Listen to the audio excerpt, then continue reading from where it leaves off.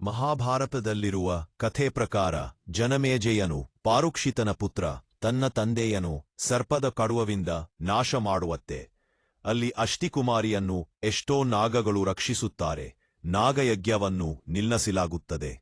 ಇದೇ ದಿನವನ್ನು ನಾಗಪಂಚಮಿಯಾಗಿ ಆಚರಿಸುತ್ತಾರೆ. ಹಿಂದೂ ಧರ್ಮದಲ್ಲಿ ಶೇಷನಾಗನು ವಿಷ್ಣುವಿನ ಬೆನ್ನು ಮೇಲೆ ತಂಗಿದನು ಎಂದು ಹೇಳಲಾಗುತ್ತದೆ. ವಾಸುಕಿ ಸಮುದ್ರ ಮಥನದ ವೇಳೆ ಬಸವನಾಗಿ ಮಾಂಡಿರವನು. ಇವರನ್ನು ಪೂಜಿಸುವ ಮೂಲಕ ದೇವತೆಗಳ ಕೃಪೆ, ಆರೋಗ್ಯ ಮತ್ತು ಕುಟುಂಬದ ರಕ್ಷಣೆ ದೊರಕುತ್ತದೆ ಎಂಬ ನಂಬಿಕೆಯಿದೆ.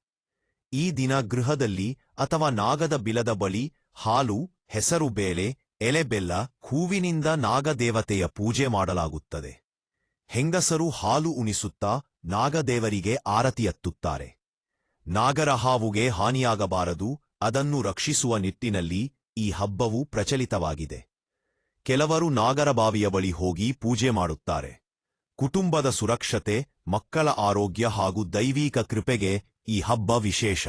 ಕೃಷಿಕ ಸಮಾಜದಲ್ಲಿ ಇದು ಭೂಮಿ ಮತ್ತು ಪ್ರಕೃತಿಯ ರಕ್ಷಣೆಗೆ ನಂಬಿಕೆಯಿಂದ ಕೂಡಿದ ಹಬ್ಬವಾಗಿದೆ. ನಾಗದೇವತೆಗಳನ್ನು ಹಾಲಿನಿಂದ ಅಭಿಷೇಕ ಮಾಡುವ ಮೂಲಕ ತಾಪಮಾನ ಶಮನವಾಗುತ್ತದೆ ಎಂಬ ವೈಜ್ಞಾನಿಕ ನಂಬಿಕೆಯೂ ಇದೆ.